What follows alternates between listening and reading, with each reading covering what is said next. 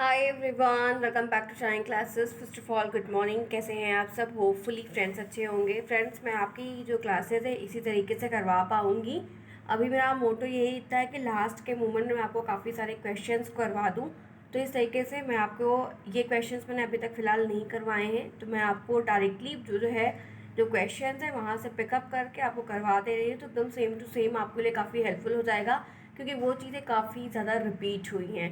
तो I hope so कि last of the moment में आपको कई सारी चीज़ें करवाई हुई हैं, और ये क्वेश्चन इस तरीके से आपको मैं डेली के डेली करवा दूंगी। तो कल आपका एग्ज़ाम है, चीज़ें प्रॉपर्ली वे में हो जाएंगी। बिल्कुल परेशान नहीं हो, काफ़ी कुछ आप लोगों ने पढ़ रखा है, तो परेशान होने की ज़रूरत नहीं है, लिख लेंगे आप लोग आराम से। ये ध्यान रखिएगा कि पेपर छोड़कर मत आइएगा, और कल पेपर जैसे हो जाएगा मुझे टेलीग्राम पर ज़रूर शेयर कर दिएगा, ताकि वो पेपर भी मैं आपको सॉल्व आउट करवा दूँ। आप जुड़े हैं मेरे साथ, मैं हूँ शालिनी, सभी का स्वागत है।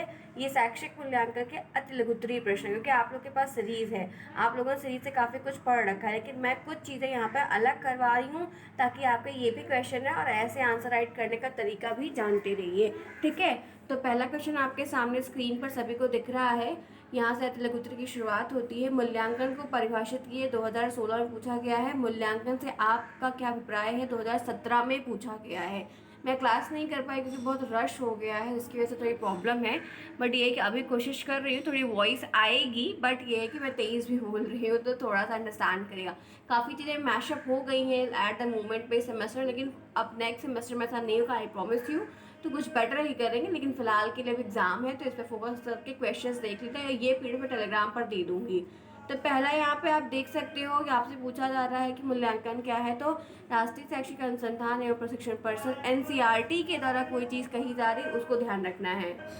आइए देखते हैं, यहाँ पर लिखा हुआ है कि मूल्यांकन एक ऐसी प्रक्रिया है जिसके द्वारा यह ज्ञात किया जाता है कि उद्देश्य किस सीमा तक प्राप्त किए गए हैं, जो ऑब्जेक्टिव होते हैं वो किस लेवल तक बन पाए हैं, सीख पाए हैं, कक्षा में दिए गए अधिगम अनुभव कहाँ हैं, कहाँ तक प्रभावशाली सिद्ध हुए हैं, और कहाँ तक शिक्षा के उद्देश्य पूर्ण। मूल्यांकन यही मतलब होता है एक ऐसा टेस्ट लेना कि जिस चीज़ के लिए आप इतनी मेहनत कर रहे हैं उसके कितने लेवल तक पहुँच पाए हैं। तो गोल को भी पाने की एक लंबी सी लाइन होती है, उसके ऊपर ये चीज़ डिपेंड करती है। जो कि बहुत ही अच्छा क्वेश्चन है, यहाँ पर ध्यान रखिएगा। आपको पूछा गया तो आप भी ऐसे ही सिंपल लिख दिएगा, तो आपकी हेल्प हो जाएगी। आइए बढ़ते हैं आगे, फिर देखते हैं। तो ये आपके मूल्यांकन का एक क्वेश्चन हो गया। शैक्षिक मापन का क्या अर्थ है, शैक्षिक मापन किसे कहते हैं, ये भी आपके 16 और 17 दोनों में बार बार पूछा गया है, जो कि बहुत ही इजी है। जब छात्र की योग्यता और विशेषताओं की मात्रा को गणितीय इकाई में निर्धारित किया, मतलब बच्चा साइंस मैथ हिंदी सब कुछ पढ़ रहा है, अभी वो पढ़ रहा है, लेकिन अब हम उसको अंक के रूप में एक रिजल्ट अब देने की कोशिश करते हैं, तो वो शैक्षिक मापन कहलाता है। ये एक सिंपल सी इतनी लाइन पे अगर आप लिखते हैं तब भी आपके लिए हेल्पफुल है। दूसरे शब्दों में कह सकते हैं कि छात्रों के अंदर कितनी क्षमता है, कितनी चीज़ें हैं, उनको दिमाग में लेके एक अंक प्रदान करना। मतलब शैक्षिक मापन का मतलब है कि आप अगर डिफरेंट डिफरेंट सब्जेक्ट को पढ़ रहे हैं, तो वो पढ़ना कि हाँ अच्छा है, बेटर है, गुड है, इस तरीके से कहना एक अलग बात है, लेकिन आपको उसको जब रेटिंग देना होगा आउट ऑफ 10 आउट ऑफ 100, तो वो चीज़ आपके शैक्षिक मापन में आती है, जो कि आपका रिपोर्ट कार्ड होता है। उसमें आपको लिखा होता है कि आपने 100 में 70 पाया, 65 पाया, वो चीज़ आपके शैक्षिक मापन में है। आगे बढ़ते हैं, नेक्स्ट देखते हैं। मूल्यांकन की सीमाएं लिखिए। आपको क्वेश्चन नंबर 3 है, मूल्यांकन की सीमाएं लिखिए। पहला लिखा हुआ है, मूल्यांकन हेतु विषय विशेष प्रशिक्षण की आवश्यकता नहीं होती। जी टेस्ट लेने के लिए कोई हमको स्पेशल से टेस्ट नहीं लेना होता है। मूल्यांकन के लिए किसी भी तरह का प्रमाणिक मानदंड वगैरह उपलब्ध कुछ भी नहीं होता, ये लिमिटेशन है। और इसमें व्यक्तिगत पक्षों का समावेश होता है। पर्टिकुलर चीज़ों को, पर्टिकुलर जितने भी फैक्टर्स होते हैं, पहलू होते हैं, उनको दिमाग में लेकर किया जाता है। और व्यापक प्रक्रिया होने के कारण इसमें अधिकांशतः शिक्षक रुचि नहीं लेते। बहुत लंबा प्रोसेस होता है, क्योंकि इसमें मल्टीपल फैक्टर्स होते हैं, तो सभी टीचर, सभी स्कूल वाले इसमें काफ़ी ज़्यादा इंटरेस्टिंग इच्छुक नहीं दिखते हैं। तो आपको सीमाएं कितनी लिखी नहीं लिखा, तो आप 2-3 ज़रूर लिख सकते हैं। आगे बढ़ते हैं, नेक्स्ट देखिए। रॉस के अकॉर्डिंग, रॉस के अनुसार मापन एवं आधुनिक सभ्यता का संबंध बताइए। तो रॉस मनोवैज्ञानिक है, पता है आपको। इनके अकॉर्डिंग यदि मापन के सारे यंत्र एवं साधन इस विश्व में समाप्त कर दिए जाएं, तो आधुनिक सभ्यता बालू की दीवार की तरह ढह जाएगी। इन्होंने बोला कि मापन की जितनी भी चीज़ें हैं अगर विश्व से ख़त्म कर दी जाएं, तो आधुनिक सभ्यता जो है ना, बालू की दीवार की तरह होकर वो ढह जाएगी, पूरी खत्म हो जाती है, बालू गिर के खत्म हो जाता है। ये बात थोड़ी सी क्लियर है फिलहाल के लिए। नेक्स्ट जो यहाँ पे दिया हुआ है क्वेश्चन नंबर नेक्स्ट है, विलियम वुंड की प्रथम मनोविज्ञानशाला की प्रयोगशाला कब और कहाँ स्थापित हुई। ये टेट का क्वेश्चन है फिलहाल के लिए। तो विलियम वुंड की प्रथम मनोविज्ञान शाला स्थापित जो हुई वो 1879 में हुई है, जर्मनी के लिप्जिंग शहर में हुई है। तो ये क्वेश्चन अच्छा है, आ सकता है। नेक्स्ट आइए, शैक्षिक मापन और मूल्यांकन की समानताएं बताइए। तो पहली समानता ये होती है कि मापन और मूल्यांकन दोनों शैक्षिक प्रक्रिया के अनिवार्य अंग, पढ़ाई लिखाई के सिस्टम में एक इम्पॉर्टेंट पार्ट है। दोनों का संचालन प्रश्न प्रशिक्षण विधि के माध्यम से होता है कि जहाँ पर क्वेश्चन और टेस्टिंग की जो चीज़ें थी वही पूछी जाती हैं। दोनों छात्रों की गुणवत्ता शिक्षा देने की शिक्षा के कार्य में ही होते हैं कि जो क्वालिटी ऑफ एजुकेशन, उसमें जो भी प्रॉब्लम है, जो भी उसको मीट आउट करना, सॉल्व आउट करना, उसमें हेल्प करते हैं, उसके लिए ही है। दोनों के अधिकांश उपकरण उभय बहुत ही कॉमन होते हैं। दोनों का लक्ष्य बालक का होल डेवलपमेंट करना होता है। पांचों पॉइंट बहुत अच्छे हैं, बहुत ही सिंपल है, आप आराम से लिख सकते हैं। नेक्स्ट आइए, क्वेश्चन नंबर नेक्स्ट है, प्रशिक्षण एवं मापन की समानताएं लिखिए। ये क्या होता है? तो प्रशिक्षण और मापन दोनों मूल्यांकन की ही प्रक्रिया है, दोनों मूल्यांकन के ही सबखंड या प्रोसेस है। दोनों शिक्षण के बहुत ही अभिन्न अंग हैं। दोनों का प्रयोग छात्रों के हित के लिए होता है, स्टूडेंट्स के बेनिफिट के लिए ही किया जाता है। दोनों में छात्र और शिक्षक मिले होते हैं, दोनों की ही प्रेजेंस से ये चीज़ें एग्जैक्टली वर्क कर पाती हैं। नेक्स्ट आइए, इसी के साथ यहाँ पर दिया है एस स्टीवेंस ने मापन के कितने स्तर बताए हैं। तो इन्होंने मापन की यथार्थता के आधार पर 4 स्तर बताए हैं। ये ध्यान रखना कि ये 4, 5, 6, 7 मल्टीपल चॉइस क्वेश्चन में आपको दे देगा, तो आपको ये 4 टिक करने को भी ऑब्जेक्टिव में आएगा। तो आपके अति लघु उत्तरी से आपको ऑब्जेक्टिव भी मिलता है, ध्यान रखिएगा। मूल्यांकन की शैक्षिक आवश्यकता किस किस को होती है? तो यहाँ पर कह सकते हैं मूल्यांकन की शैक्षिक आवश्यकता छात्र को भी होती है, छात्र को मोस्टली होती है, शिक्षक को, अभिभावक को, समाज सभी को होती है, क्योंकि आप जिस ग्रोथ रेट पे काम कर रहे हैं उसमें आपको रिजल्ट क्या मिल रहा है ये जानना सभी इच्छुक रहते हैं। स्टीवेंस के अनुसार जो मापन के 4 स्तर हैं उनके नाम क्या है? पहला है नामित स्तर, जिसको हम नॉमिनल लेवल कहते हैं। दूसरा है क्रमित स्तर, जिसको ऑर्डिनल लेवल कहते हैं। तीसरा है आंतरिक स्तर या इंटरनल लेवल कहते हैं। चौथा है अनुपातिक स्तर, इसको रेशियो लेवल कहते हैं। आपको इंग्लिश से मैटर नहीं करना, आपको ये जो 4 नाम है ये आपको दिमाग में रखना है, वो 4 संख्या और चारों नाम आपको पता होने चाहिए। आगे बढ़ते हैं, मापन और मूल्यांकन शिक्षा प्रक्रिया की धुरी स्पष्ट करिए। तो ये प्रश्न यहाँ पर है, मापन एवं मूल्यांकन शिक्षा प्रक्रिया की धुरी है, क्योंकि एक एक्सेस है कह सकते हैं, क्योंकि समस्त शैक्षिक प्रक्रिया जैसे शैक्षिक उद्देश्य की, शिक्षण विधियों की, अधिगम की, सिखाने की स्थिति, बालक सभी प्रकार के जितने भी स्तर है उसका एक कॉन्टिन्यूस मूल्यांकन होता है। मापन और मूल्यांकन शिक्षा प्रक्रिया में बहुत सारे उद्देश्य को प्रारंभिक योग्यता और मूल्यांकन के बीच की कड़ी माना जाता है, जहाँ पर ये दोनों काफ़ी नेसेसरी है शिक्षा के प्रोसेस से। क्योंकि आप जैसे आप क्लास 1 में जा रहे हो तो क्लास 1 से 10th में आपको जाने के लिए कुछ क्राइटेरिया है वो पार कर। एक एग्जाम्पल गेम का ले लो, तो गेम में भी लेवल की डिसाइडेशन होती है ना कि आप ये लेवल क्रॉस करोगे तब आगे जाओ। तो मापन और मूल्यांकन भी सेम तरीके से होता है कि वो हर समय हर चीज़ों पे होता है और आप उसको पास आउट करके ही आगे बढ़ सकते हैं। तो ये काफ़ी अच्छा प्रोसेस है, बहुत सारी विधियाँ तरीके अपनाए जाते हैं। नेक्स्ट है, मात्रात्मक चर को कितने भागों में बांटा गया? तो मात्रात्मक चर को 2 भाग में बांटा गया है। एक सतत चर होता है, एक असतत चर होता है। 2 है, दोनों को ध्यान रखना। ये 2 आपको मल्टीपल चॉइस क्वेश्चन पूछ लेगा और नाम आपको यहाँ पूछ लेगा। नेक्स्ट है, मापन के प्रकार बताइए। तो मापन के 3 प्रकार, मापन के जो प्रकार है वो 3 है। मानसिक मापन होता है या सामान्यकृत मापन कहते हैं, एक ध्यान रखना। ये 3, 4, 5 आपको बहुविकल्पी में आएगा, ध्यान रखिएगा। भौतिक और निरपेक्ष मापन है और इंसेंटिव मापन है, ठीक है, ये ध्यान रखना। 3 आपके यहाँ पर हो गए हैं, जो कि 18 में पूछा गया क्वेश्चन है। प्रॉपरली आपको भी ऐसे ही लिखना होगा। और आगे बढ़ते हैं, फटाफट करेंगे। नेक्स्ट यहाँ पर है, मापन के नामित स्तर को किन किन नामों से जानते हैं? तो मापन के जो नामित स्तर है उसको हम शाब्दिक, उसको नामात्मक और वर्गीकृत मापन के नाम से जानते हैं। इन सबके 2-2, 3-3 नेम भी होते हैं, तो ध्यान रखना। नेक्स्ट है, मापन के किस स्तर द्वारा गणितीय संक्रियाएं नहीं की जा सकती? मापन के नामित स्तर और क्रमित स्तर के द्वारा हम कोई कैलकुलेशन वाली चीज़ों को नहीं कवर अप कर सकते हैं। नेक्स्ट आइए, क्योंकि उसमें जैसे मूल्यांकन में हम क्या होता है कि नंबर नहीं प्रदान करते ना, वो तो हम मापन में देते हैं, तो वैसे सेम प्रोसेस में भी है। मापन का सबसे निम्नवत स्तर कौन सा है? तो नामित स्तर जो है वो सबसे मिनिमल है। मापन का सबसे हाई स्तर कौन सा है? तो वो अनुपातिक मापन है, जहाँ पे रेशियो के बेसिस पे टेस्ट किया जाता है, तो वो इस मापन में आता है। आगे बढ़ते हैं, नेक्स्ट क्वेश्चन, दक्षता आधारित मूल्यांकन से आप क्या समझते हैं? तो दक्षता आधारित मूल्यांकन से हमारा अभिप्राय छात्रों की दक्षता का आधारित एक न्यूनतम अधिगम का आकलन करना, विश्लेषण करना, जिससे छात्र की दक्षता, उसने क्या सीखा उसको सुनिश्चित किया जा सके और बताया जा सके कि ये चीज़ों के बेस पे आपने दक्षता का मतलब स्किल एक्वायर कर लिया, तो वो स्किल किस लेवल पे आपने एक्वायर की उसका मूल्यांकन करना। अच्छा प्रश्न है, काफ़ी बढ़िया क्वेश्चन है। नेक्स्ट आइए, सतत मूल्यांकन से आप क्या समझते हैं। सतत का मतलब कॉन्टिन्यूस चलना। तो सतत मूल्यांकन से आशय छात्र के अध्ययन और उपलब्धियों के प्रतिमाह की लेखा हो गया। तो मंथली टेस्ट होता है, उससे होता है कि आपने क्या सीखा। आपका क्वार्टरली टेस्ट होगा, आपका जो है यूनिट टेस्ट होता है, बहुत सारे टेस्ट होते हैं। इस प्रकार सतत मूल्यांकन का तात्पर्य निरंतर और नियमित होने वाले मूल्यांकन से है कि हर अल्टरनेट डे पे, हर 15 दिन पे आपके एक टेस्ट लिए जाएं विभिन्न सब्जेक्ट के। व्यापक मूल्यांकन से आप क्या समझते हैं, ये 2019 का पूछा गया क्वेश्चन है। व्यापक का मतलब विशाल, बड़ा, भव्य होता है, राइट। तो व्यापक मूल्यांकन एक ऐसी प्रक्रिया जो छात्रों के ज्ञानात्मक को, भावात्मक को, संज्ञानात्मक को, सभी पक्षों को बहुत महत्वपूर्ण रखती है। तीनों फैक्टर्स काफी हाई लेवल पे होते हैं और तीनों बहुत इंपॉर्टेंट होते हैं, वो अपनी अपनी प्रक्रिया को निभाते हैं। मूल्यांकन के दो प्रमुख पक्षों का उल्लेख करिए। मूल्यांकन के पक्षों का उल्लेख करिए, नाम क्या है, चीजें क्या है। तो इसमें 3 पक्ष आते हैं, जो कि ये भी पेपर में है, ये भी पेपर में है। तो ज्ञानात्मक, क्रियात्मक, भावात्मक, तीनों पक्ष बहुत इंपॉर्टेंट है, इनकी भूमिका बहुत ज्यादा नेसेसरी होती है। व्यापक मूल्यांकन की आवश्यकता क्यों है और व्यापक मूल्यांकन की आवश्यकता बताइए। 16 में भी पूछ रहा है, 17 में भी कॉन्टिन्यूस पूछ रहा है।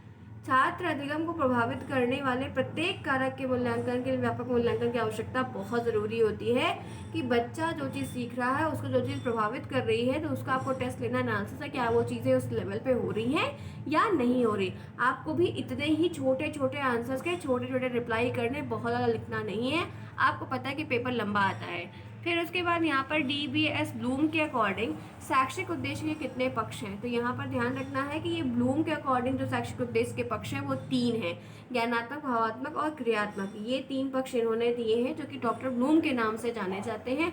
तो मैं भी पूछे, मैं भी नहीं पूछे, तो पता होना चाहिए।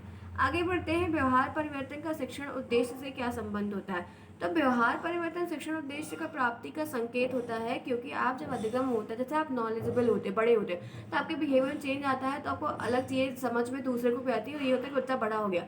तो व्यवहार परिवर्तन होना स्वाभाविक होता है जब आप अपने मतलब वो संकेत मिलने लगता है, सिग्नल मिलने लगता है कि आप बच्चे में चेंजेस आ रहे हैं, उसका उद्देश्य पूरा हो रहा है। व्यवहार परिवर्तन की तरह शिक्षण उद्देश्य की प्राप्ति के संबंध पता चलता है कि वो अपने उद्देश्य को पूरा करा, क्योंकि उसमें ऐसे परिवर्तन देखने को मिल रहे हैं। नेक्स्ट आइए, शैक्षिक जगत में, शिक्षा के जगत में मूल्यांकन प्रक्रिया को नवीनतम रूप किसने प्रदान किया। तो शिक्षा के जगत में मूल्यांकन की प्रक्रिया को एक नया रूप जो दिया है वो DS ब्लूम को कहा जाता है। इन्होंने बहुत सारी चीज़ को लाने का प्रयास किया और संतुलित विकास के उद्देश्य से संपूर्ण व्यवहार के 3 भागों में बांट दिया कि व्यवहार जो होता है बच्चे का कुछ इस तरीके से होता है, फिर उसके बेस पे उसको जज किया गया। नेक्स्ट आइए, सेमेस्टर पद्धति क्या होती है। तो सतत मूल्यांकन की अवधारणा को ध्यान में रखकर सेमेस्टर पद्धति बनाई गई है, जहाँ पर उच्च शिक्षा, व्यावसायिक शिक्षा, प्रशिक्षण आदि 6 माह के सेमेस्टर्स के एग्जाम होते हैं, जहाँ पर एक सीमित पाठ्यक्रम होता है कि इतना ही आएगा, आपको इतने ही अंदर पढ़ना और इतने का ही आपको एग्जाम देना है। तो इससे क्या होता है कि बच्चे का टेस्ट होता था कि मैथ में कमजोर है तो नेक्स्ट के लिए मैथ की तैयारी कर लो। मैं थोड़ा वॉइस आएगी बाहर से, क्योंकि मैं बाहर थोड़ा रिकॉर्ड कर रही हूँ, तो थोड़ा सा मैनेज करिएगा, ठीक है। एग्जाम है आपका, इसलिए मैं किसी भी कीमत पर करने की कोशिश पूरी कर रही हूँ। नेक्स्ट आइए, तीसरा क्वेश्चन है, सतत और व्यापक मूल्यांकन के अंतर्गत कौन कौन से क्षेत्र आते हैं। तो शारीरिक मूल्यांकन आता है, क्योंकि शरीर का भी मूल्यांकन पूरा किया जाता है, मानसिक का भी, मेंटल भी किया जाता है, सोशल से भी किया जाता है, व्यक्तिगत किया जाता है, शैक्षिक। 5 यहाँ पे फैक्टर ऐसे हैं जो इसमें आते हैं और सबका किया जाता है, क्योंकि सभी अपनी जगह पे बहुत नेसेसरी होते हैं हर एक बच्चे में। नेक्स्ट आइए, सतत मूल्यांकन के लिए किन किन विधि का प्रयोग किया जाता है। तो सत्र परीक्षा ले लेते हैं, सेमेस्टर वाली, इकाई परीक्षा, यूनिट टेस्ट, मंथली वाली, सब कुछ करा लेते हैं, 1 साल की परीक्षा, इकाई वाली, यूनिट टेस्ट। तो ये तरीके होते हैं जहाँ पे आप कॉन्टिन्यूस लर्निंग को चेक कर सकते हो।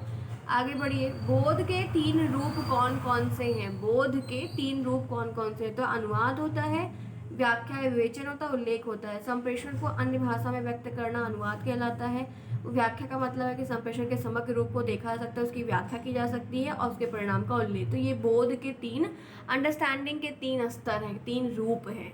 आगे बढ़िए, ब्लूम के अनुसार निम्न स्तर के 3 उद्देश्य क्या हैं। ज्ञान, बोध और प्रयोग। ये लो स्तर है, ध्यान रखना, ये अच्छा क्वेश्चन है, रिपीट हो सकता है।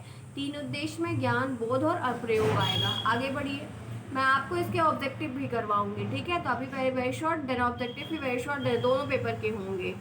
अभी यहाँ पे नेक्स्ट क्वेश्चन है, ब्लूम के अनुसार मध्य स्तर के 2 रूप कौन से हैं। तो ब्लूम के अकॉर्डिंग जो 2 स्तर मध्य के हैं वो विश्लेषण और एनालिसिस एंड सिंथेसिस है। तो हर लेवल में स्तर भी डिवाइड किए गए हैं, तो वो भी आपको आएंगे, ये प्रश्न आ सकता है, ध्यान रखिएगा। शिक्षण प्रक्रिया की दृष्टि से ज्ञानात्मक पक्ष के स्तर कौन से हैं। तो ज्ञानात्मक पक्ष का बताइए, 18 का पूछा गया क्वेश्चन है। शिक्षण प्रक्रिया के उद्देश्य ज्ञान, बोध, अनुप्रयोग, विश्लेषण, संश्लेषण और मूल्यांकन। ये 5 है, 1 2 3 4 5 6, ये 6 आते हैं। ये पूछा गया क्वेश्चन इंपॉर्टेंट है, वेरी वेरी वेरी, स्क्रीनशॉट लिए जल्दी से। ये क्वेश्चन इंपॉर्टेंट है, 100% रिपीट होगा। ज्ञानात्मक पक्ष आता है, 6 आपको फैक्टर लिखने होते हैं एरो देके।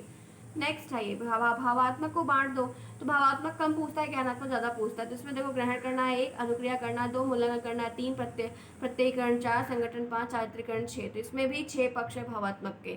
आगे बढ़ते हैं। शिक्षक के द्वारा पहले शिक्षण प्रदान किया जाता है या मूल्यांकन। तो पहले सबसे पहले शिक्षक के द्वारा शिक्षण प्रदान किया जाता है। टीचर ज़्यादा पहले पढ़ाता है, बताता है, छात्रों के अधिगम के लिए कार्य करता है। मूल्यांकन के द्वारा उसके अधिगम स्तर की हम ज्ञात करते हैं कि लेवल कितना उसने सीखा, फिर त्रुटियों को देख के उसको सुझाव देते हैं, देन वो मूल्यांकन होता है। पहले हम उसको शिक्षण देते हैं, पहले टेस्ट नहीं देते हैं। नेक्स्ट आइए, सतत और व्यापक मूल्यांकन किसके द्वारा शुरू की गई है। तो सतत और व्यापक मूल्यांकन प्रक्रिया सीबीएसई केंद्रीय शिक्षा माध्यमिक बोर्ड के द्वारा शुरू की गई। ये 18 का पूछा गया सिंपल 1 लाइन क्वेश्चन है जो कि महत्वपूर्ण है, ध्यान रखिएगा। आगे बढ़ते इसी के साथ नेक्स्ट देखते हैं। मूल्यांकन के 2 प्रमुख प्रकार बताइए। तो प्रकार इसमें जो मूल्यांकन के हैं वो रचनात्मक होता है और योगात्मक होता है। मैंने आपको जो आपके वो करवाए थे, मैराथन करवाए थे, उसमें सब मैंने इस तरीके से बताया था। तो ये भी 16 और 17 का क्वेश्चन है, ध्यान रखिएगा। आगे बढ़ते हैं। लिखित परीक्षा में सम्मिलित प्रश्नों के प्रकार बताइए। तो लिखित परीक्षा में जो प्रकार होते हैं वस्तुनिष्ठ आते हैं, लघु उत्तरीय, दीर्घ उत्तरीय और निबंध वाले आते हैं, जो कि आपके आते हैं। तो 4 प्रकार हैं, आप चारों 3 तो आप में ही आते हैं, एक और आप वहाँ पे ऐड कर दीजिएगा। आगे बढ़ते हैं, नेक्स्ट देखिए। नेक्स्ट क्वेश्चन है, बालकों में मौखिक प्रश्न पूछने समय किन किन बातों का ध्यान रखना। आप ओरल टेस्ट ले रहे हैं, आपको क्या क्या दिमाग में लेकर चलना चाहिए। तो लंबे उत्तर वाले प्रश्न पहली बात तो नहीं होने चाहिए। प्रश्न में द्विअर्थी शब्दों का प्रयोग से करके बजाय 2 अर्थ नहीं हुआ, बाइलिंगुअल नहीं हो के 2 अर्थ निकले, ठीक है, डुअल मीनिंग नहीं हो। छात्रों के द्वारा उत्तर देते समय बीच में टोकना नहीं, अगर वो उत्तर दे रहे तो उनको पूरा दे रहे तो उनको देने के बाद आप समझाओ। और लंबी शब्दावली का प्रयोग बिल्कुल ना करो, और प्रश्न भी स्तर के हिसाब से होने चाहिए। आगे बढ़िए। परिणामात्मक मूल्यांकन को कितने भागों में बांटे हैं। तो 3 भागों में, 3 बड़े बड़े सेक्शन में बांटे हैं। मौखिक में, लिखित में, प्रयोगात्मक में और प्रायोगिक में। ये तीनों बहुत इंपॉर्टेंट है, ध्यान रखिएगा। प्रायोगिक मूल्यांकन कितने भागों में बांटे हैं। तो इसको भी हम 2 भागों में बांटे, एक आंतरिक प्रयोग और एक बाहर का प्रयोग होता है। आगे बढ़िए। एक अच्छी परीक्षा में कि 3 गुण कौन कौन सा है। तो एक अच्छी परीक्षा में 3 गुण, ये पेपर में आता है, वैधता, विश्वसनीयता और व्यवहारिकता। ये 3 MCQs में आते हैं, 100% रिपीट होते हैं। आपने अगर सीरीज पढ़ी है तो देखी होगी। नेक्स्ट है गुणात्मक मूल्यांकन की प्रमुख विधियों का वर्णन करिए। तो गुणात्मक मूल्य जहाँ पे आप उसकी स्किल या गुणों को, क्वालिटी को, तो इंटरव्यू, प्रक्षेपण निरीक्षण विधि, प्रक्षेपण और निरीक्षण की विधि, प्रश्नावली करिए, क्वेश्चन पूछे, निर्धारण कोई रेटिंग स्केल है उससे मापिए, जांच सूची, चेकलिस्ट, पोर्टफोलियो भी देख सकते हैं, तो वो भी आपके लिए बहुत हेल्प कर जाएगा। संरचना के आधार पर साक्षात्कार को कितने भागों में बांटे हैं। तो संचरित होता, असंचरित होता, अर्ध संचरित या केंद्रित होता है। ये देखो सारे तो नहीं रिपीट होंगे, ठीक है, क्वेश्चन है, बुक में बहुत कुछ दिया रहता है, ध्यान रखिएगा। जो खूब रिपीट है मैं बार बार उसको पंच कर रही हूँ कि वो आएगा। नेक्स्ट है उद्देश्य के आधार पर साक्षात्कार कितने बांटे हो। तो एक निदानात्मक होता है, जहाँ पर निदान दिया है, फिर उसके बाद उपचार कर रहे हैं, फिर अनुसंधानात्मक होता है। तो ये साक्षात्कार के प्रकार है, 3 है, तीनों के नाम आपको पता होने चाहिए, ठीक है, क्योंकि ये सारी चीज़ें पहले से आपने अगर पढ़ रखी हैं तो आपके लिए हेल्प आउट करेगा। यहाँ पे अभी सिर्फ हम रिवीजन कर रहे हैं और रिपीट इसमें कई सारे हो जाएंगे, आप लिख भी लेंगे। निर्धारण मापनी को कितने भागों में बांटे हैं। तो इसको 5 भागों में बांटे। निर्धारण मापनी को 5 भाग में। आंकिक होता है जहाँ पे न्यूमेरिकल रेटिंग स्केल होती है, जहाँ पे न्यूमेरिकल चीज़ें नापते हैं, ग्राफिकल चीज़ें जहाँ पे ग्राफ नापते हैं, बार ग्राफ, पाई ग्राफ, ये सब। मानक होता है कि स्टैंडर्ड होता है 200-300 हाई रेंज का। संचित बिंदु पॉइंट, कुछ कम्युलेटिव पॉइंट्स होते हैं कि आप इन पॉइंट्स को कवर कर रहे हो। और बलात् चयन में यानी कि फोर्स चॉइस स्केल भी कुछ चीज़ें होती है। तो 5 प्रकार के यहाँ पर निर्धारित मापनी है, जिनके बेसिस पे ये चीज़ें मापी और काम की जा रही हैं। प्रश्नावली मुख्य रूप से कितने प्रकार की होती है, नाम बताइए। तो प्रश्नावली बहुत प्रकार की होती है। प्रतिबंधित होती है, अप्रतिबंधित होती है, संचरित होती है, असंचरित, चित्रात्मक और मिश्रित। इतने प्रकार की प्रश्नावली होती है, मतलब हम इस तरीके से प्रश्न को बना सकते हैं या बच्चे से पूछ सकते हैं। आगे बढ़ते हैं नेक्स्ट क्वेश्चन। खुली प्रश्नावली किसे कहते हैं। ओपन, तो जिस प्रश्नावली में प्रयोज्य कम से कम प्रतिबंधित होता है तथा प्रयोज्य प्रश्न का उत्तर अपने अनुसार दे सकते हैं, उसे खुली कहते हैं। जहाँ पर सब चीज़ें ओपन होती, कोई दिक्कत नहीं होती, ठीक है, बात समझ में आई। तो ओपन का मतलब है कि आप स्वच्छंद हो, आप अपने आंसर अपने तरीके से रिप्लाई कर सकते हैं। तो यहाँ पर नेक्स्ट है, जांच सूची तैयार करते समय किन किन बातों को ध्यान रखना चाहिए, 2 बात बताइए। तो चेकलिस्ट जब बनाते हैं तो सफल शिक्षार्थियों के द्वारा जांच सूची का अध्ययन और परीक्षण कर लेना चाहिए, पहली बात। जांच सूची को तैयार करने के लिए विषय से संबंधित जो भी चीज़ें होती हैं उनका अध्ययन करना चाहिए, या बातों को ध्यान में रखकर चेक करना चाहिए कि सूची में वो चीज़ें आपको मिल रही हैं या नहीं मिल रही हैं। आगे बढ़ते हैं, नेक्स्ट देखते हैं।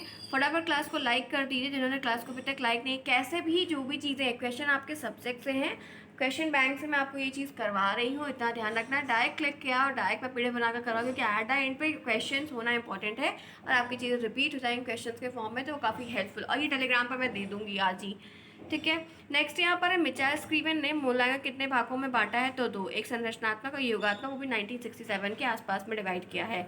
नेक्स्ट आइए, संरचनात्मक मूल्यांकन के 2 दोष बताइए। जी हाँ, दोष और लाभ भी आते हैं। तो व्यक्तित्व के सभी पक्षों का मूल्यांकन नहीं किया सकता, सबसे बड़ी प्रॉब्लम है बहुत लंबा हो, एक एक बच्चे का इतना करेंगे तो कितना समय लगेगा, और क्षेत्र अत्यंत संकुचित है, ठीक है। आगे बढ़ते हैं, नेक्स्ट देखिए, आंतरिक मूल्यांकन से आप क्या समझते हैं, 2018 का पूछा गया क्वेश्चन है। तो आंतरिक मूल्यांकन का अभिप्राय किसी पूर्व विकसित शैक्षिक कार्यक्रम, जो कुछ भी पहले से है, पाठ्यक्रम है, विधि है, सामग्री है, उसकी जांच करना, और उसमें जो कार्यक्रम है, विधियों को जारी रखने के लिए निर्णय लेने में सहायता मिलती है कि कैसे हम उसके बेस पे कर सकते हैं।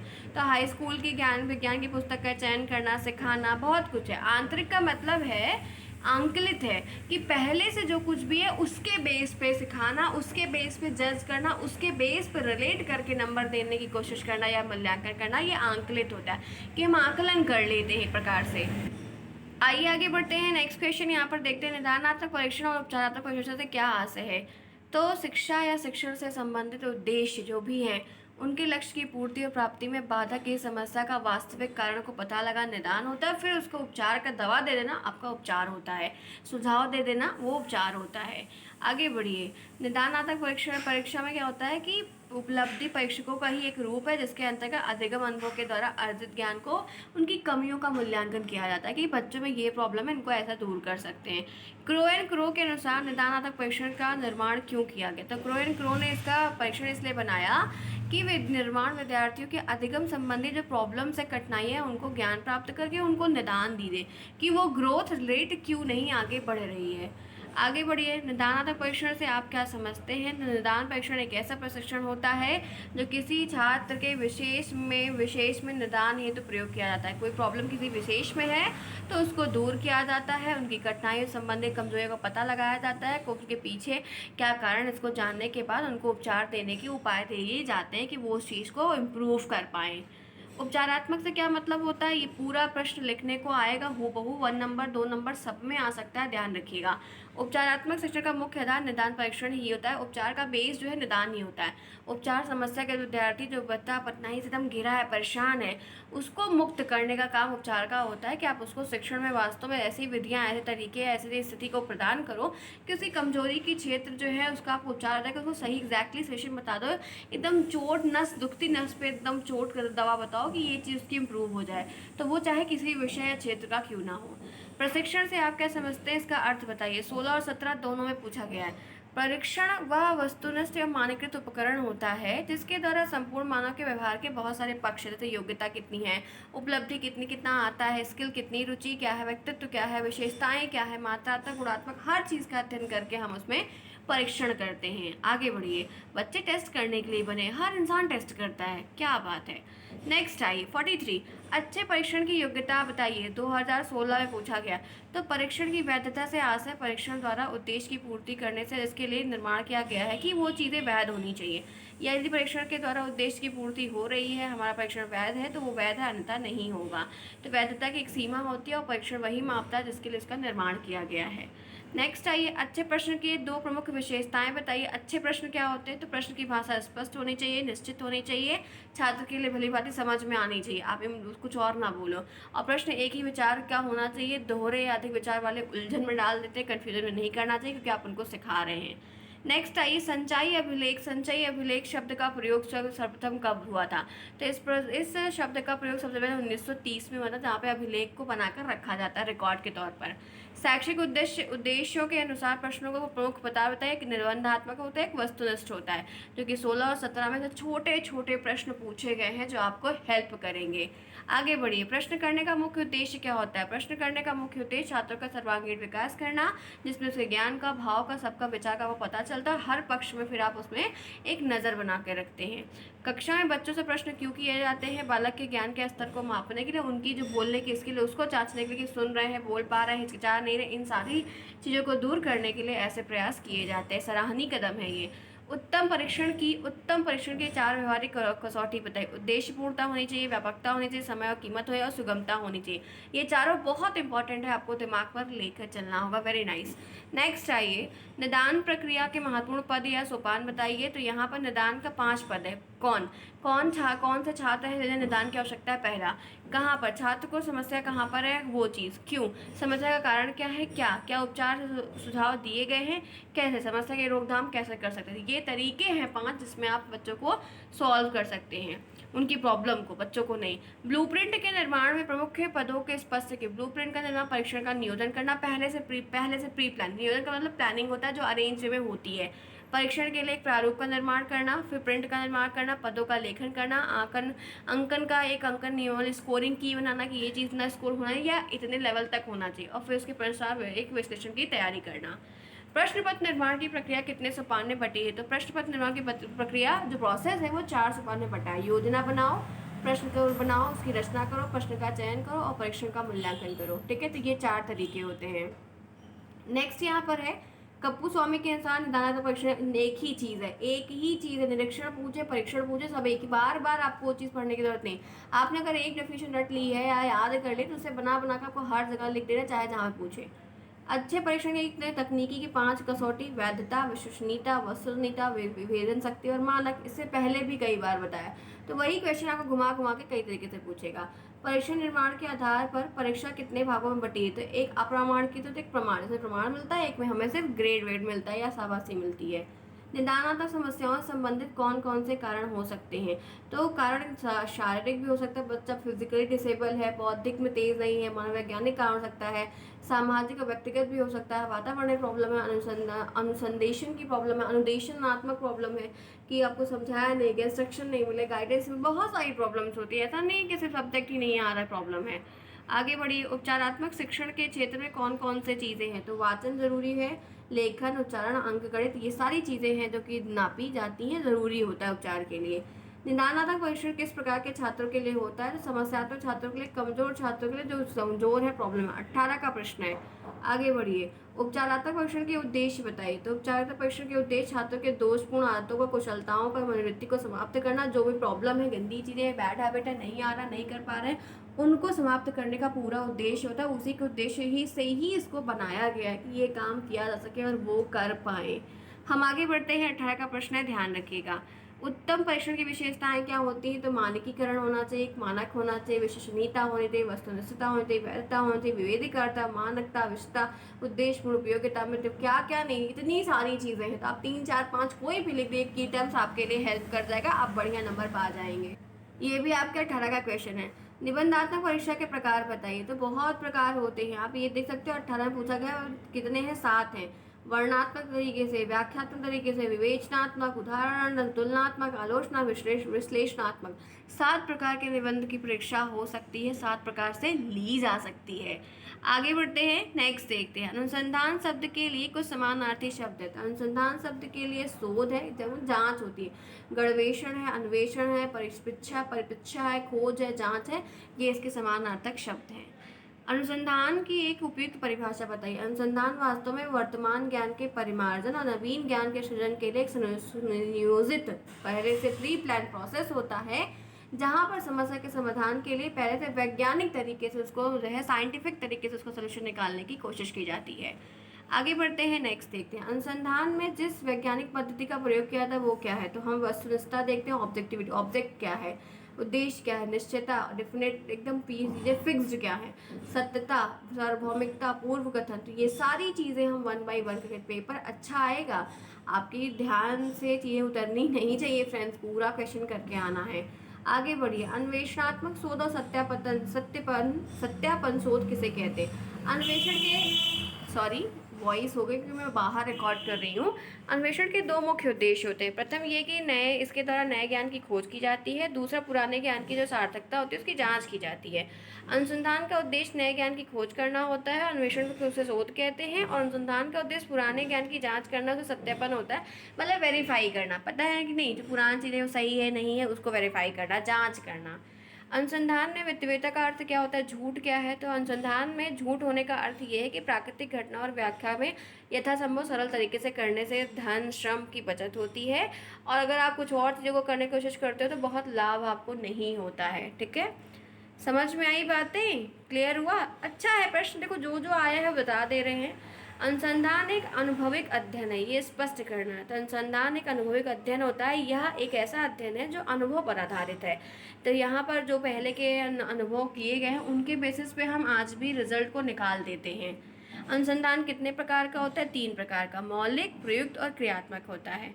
क्रियात्मक अनुसंधान तात्कालिक समस्या का मूल्यांकन करता है। कैसे? क्रियात्मक अनुसंधान के द्वारा जो करंट की प्रॉब्लम होती है उनका मूल्यांकन करना आसान हो जाता है, क्योंकि जो करंट की प्रॉब्लम होती है उसकी संपूर्ण जानकारी एकत्र करना काफ़ी ईजी होता है, फिर हम उनको आधार बनाकर तात्कालिक समस्या को मूल्यांकन प्रक्रिया से दूर करने का काम करते हैं। क्रियात्मक अनुसंधान की अवधारणा को संक्षिप्त में लिखिए।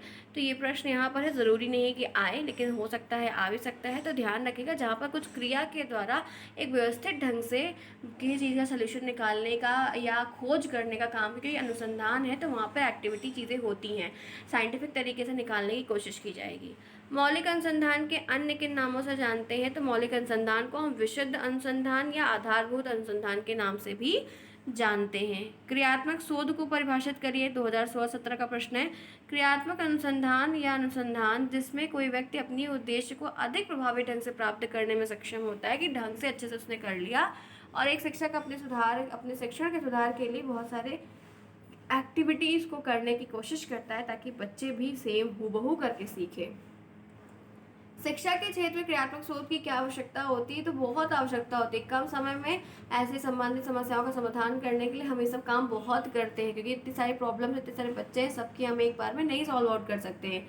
क्रियात्मक शोध के 2 प्रमुख उपकरण का उल्लेख करें, एक साक्षात्कार, एक अवलोकन। 16-17 में पूछा गया है। आगे बढ़िए, क्रियात्मक शोध में परिकल्पना का क्या अर्थ होता है? तो क्रियात्मक शोध में परिकल्पना से तात्पर्य उस क्रियाओं विधियों से होता है जिनके द्वारा समस्या को समाप्त करने का काम किया जाता है, कि प्रॉब्लम को सॉल्व करिए। नेक्स्ट यहाँ पे है, परिकल्पना से आप क्या समझते हैं? परिकल्पना 2 या 2 से अधिक चरों के बीच के संभावित संबंध होते हैं, जहाँ पर एक परीक्षण, ये 19 में भी पूछा गया, 17 में भी पूछा गया है। अनुभविक क्रियात्मक अनुसंधान क्या होता है? जहाँ पर अनुभव के द्वारा टेस्ट करने की कुछ नीतियाँ बनाई जाती हैं, परिस्थिति को देखा जाता है, उसके बेस पे बच्चों को सही करने की, समझाने की कोशिश की जाती है। समस्या के स्वरूप के आधार पर क्रियात्मक अनुसंधान कितने भागों में बटा है? तो 4 वर्गों में बांट दिया गया है। ठीक है, लक्ष्य के आधार पर लेविन ने कितने में बांटा है? तो इन्होंने 2 भाग, एक सामान्य नियमों की खोज वाले और विशिष्ट स्थिति का निदान। देखो प्रश्न इजी आएगा, इतना परेशान नहीं होइए। ये देखिए 18 का प्रश्न है, क्रियात्मक शोध का मूल मंत्र क्या है? समस्या हमारी और हल भी हमारा। बहुत अच्छा प्रश्न है, समस्या हमारी और हल भी हमारा। मूल्यांकन प्रक्रिया के मुख्य अंग कौन कौन से हैं? तो शिक्षण उद्देश्य को ध्यान रखना, व्यवहार परिवर्तन को देखना, अधिगम्य अनुभव को देखना, मूल्यांकन प्रक्रिया के ये सारे के सारे महत्वपूर्ण अंग है। ये भी आपके 18 का ही प्रश्न है। क्रियात्मक शोध के चरण क्या है? तो 6 चरण है, ये भी आपको 18 का प्रश्न है। ठीक है, तो यहाँ पर समस्या की पहचान, समस्या को परिभाषित करना, समस्या के कारण का विश्लेषण करना, ये सारी चीज़ें उसमें आती हैं। ठीक है, और 2 और यहाँ पर दिया है, परिकल्पनाओं का निर्माण करना, परिकल्पना परीक्षण का प्रारूप तैयार करना, पोर्टफोलियो होना चाहिए, कार्य योजना वगैरह का निष्कर्ष निकालना कि जो आपने किया वो चीज़ें हुई या नहीं। विश्वसनीयता किसे कहते हैं? तो विभिन्न अवसरों पर एक परीक्षण से प्राप्त एक ही व्यक्ति के प्राप्तांक की स्थिरता, संगति, परिशुद्धता, भरोसा, विश्वसनीयता आता है, कि हम एक के बेसिस पे काफ़ी कुछ जज कर लेते हैं कि ये चीज़ें विश्वास के तहत में रहती हैं। क्रियात्मक शोध की समय विधि क्या होती है? 10 से 15 दिन की होती है, 15 निध की होती है। ठीक है, समय विधि 10 से 15 निध की होती है। ठीक है, क्लियर है? तो ये आपके कई सारे प्रश्न मैंने करवा दिए। चलिए फ्रेंड्स, बहुत आपको देखो बहुत सारे चैप्टर्स के मैंने आपको प्रश्न करवाए, काफ़ी कुछ मैंने आपका कवर कर दिया। अब ये क्लास मैं करना चाहूँगी ओवर, बाकी आपके जो ऑब्जेक्टिव्स हैं वो आपको ज़रूर मिलेंगे, इस क्लास के बाद ही मिलेंगे। तो आपको 2 पेपर है, 4 क्लास आपको मिलेगी समय से पहले। आपके ये रिवीजन है, मैं टेलीग्राम पर इसको शेयर कर दे रही हूँ आप लोग के लिए, तो आप लोग देख लीजिएगा, ठीक है। थोड़ा सा चीज़ें प्रॉपर वे में नहीं हो पाई, बट मैंने अपनी ओर से ट्राई किया कि आपको चीज़ें करवा दूँ। Bye bye, take care, best of luck friends.